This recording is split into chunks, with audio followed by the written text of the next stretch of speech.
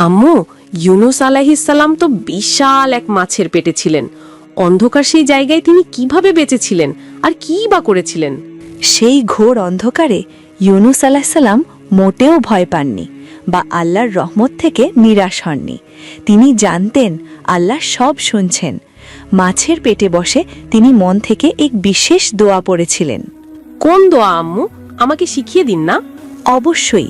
তিনি বলেছিলেন, লা ইলাহা ইল্লা আন্তা সুবহানাকা ইন্নী কুনতু মিনাজ জালিমিন। এর অর্থ কি আম্মু? এর অর্থ হল, আপনি ছাড়া কোনো উপাস্য নেই, আপনি অতি পবিত্র, নিশ্চয়ই আমি অপরাধীদের অন্তর্ভুক্ত।